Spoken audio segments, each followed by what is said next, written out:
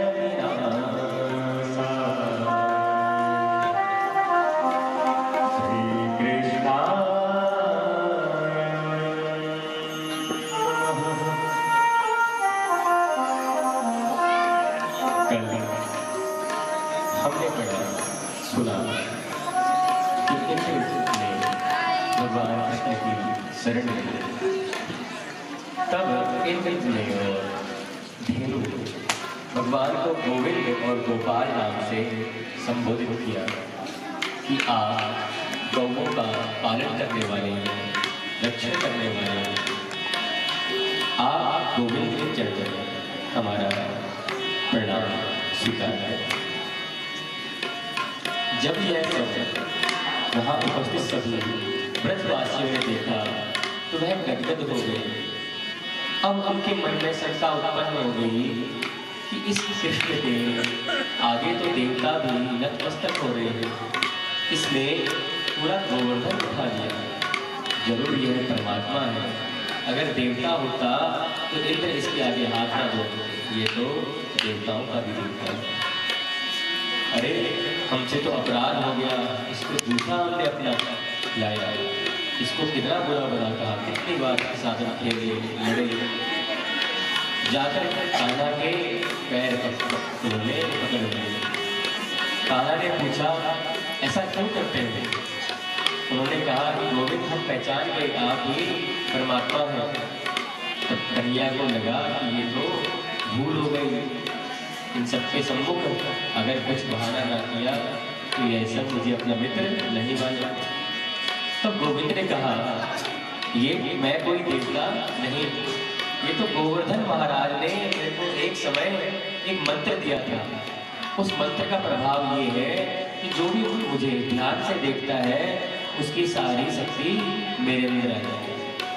तो जैसे ही तुम लोग मुझे देख रहे थे तो तुम्हारी सारी शक्ति मुझ में आ गई और यह मैंने गोवर्धन उठा लिया।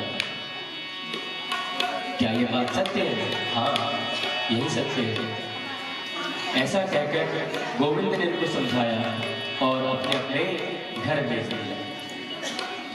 अब वहां पर जो जल था एक बार जिसको कालिया ने दूषित कर दिया था, आसपास का वातावरण भी सारा दूषित हो चुका था। कालिया के जाने के बाद वहां का वातावरण और फल सब्जियां सब दूषित हो चुके थे। तो कन्हैया ने ऐसे ही लीला रची कि रात्रि में वहां पर भीषण आग लगी पूरे ब्रजमंडल। कितनी औषधियाँ पेड़ थे सब जलकर राख हो गए, तो सभी कृष्ण की शरण में गए। त्वामहं शरणं गतः, हे गोविंद त्वामहं शरणं गतः, आपकी हम शरण में आए। गोविंद ने कुछ ऐसी लीला की, कहा कि तुम सब भगवान का ध्यान करो, आंखें बंद करके उन्हीं का स्मरण करो और वो ही इस अग्नि को हरण कर ले। तो सभी ने जैसे आंख बंद की, गोविंद ने उस सारी आग को पी लिया और वहां पर वातावरण शांत हो गया। फिर उसके बाद बरसात का मौसम आया। बरसात के मौसम में सभी जो जल था दूषित हो गया, वहाँ की जो मिट्टी थी वो पानी में मिल गई। परंतु बरसात के मौसम के बाद शरद ऋतु का मौसम आता है, जैसे अब ये है शरद ऋतु है। अब हम धीरे धीरे रास की तरफ बढ़ रहे हैं, शरद पूर्णिमा की तरफ। शरद पूर्णिमा का वर्णन आज ही आएगा और आज शरद पूर्णिमा भी है। यह प्रभु की कृपा ही है कि यह संयोग आज बना है, अन्यथा यह संयोग दुर्लभ है कि भगवत कथा में भी शरद पूर्णिमा का वर्णन आज आ रहा है और शरद पूर्णिमा भी आज आ रहा है।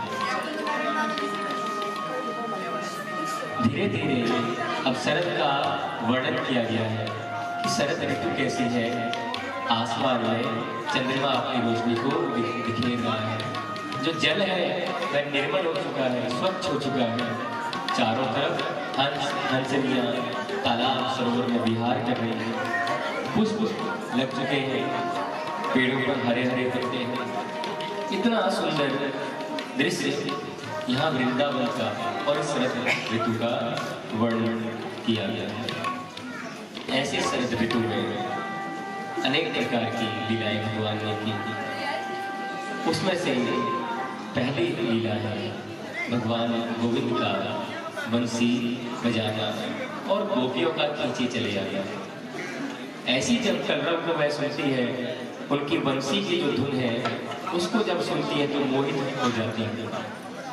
भगवान कृष्ण जब भी बंसुरी की तान छेड़ते हैं तो सभी गोपियां सुध बुध हो जाती हैं। जहाँ पर गोविंद की मुरली के जो स्वर है गोपियों के कान में पड़ते हैं, जो जैसी है वैसे ही दौड़ी आती है। कोई अगर भोजन बना रही है, भोजन छोड़ के आ जाती है। पानी भर रही है तो मटका वही फेंक आती है। और अगर बाल बना रही है तो बिखरे बालों में आ जाती है। और अन्य गोप भी अपना सभी कार्य छोड़कर गोविंद के पास खींचे चले जाते हैं। तो इस प्रकार गोपियों ने भगवान कृष्ण के वेणु यानी मुरली के ऊपर गीत गाया। तो आइए जो गोपियों ने कहा हम भी उसे वर्णन करें। क्या कहा उन्होंने? कृष्ण की मुरली और कृष्ण के जो गुण गाया वो था बरहा पीड़म नटवर वपुः कर्णयो कर्णिकारं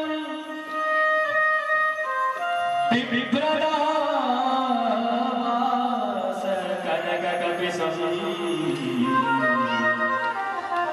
वैजयन्तीं च माला रंधार वेणोरधर सुदया पूर्यान् गोपवृन्दे वृन्दारण्यं स्वपदरमणं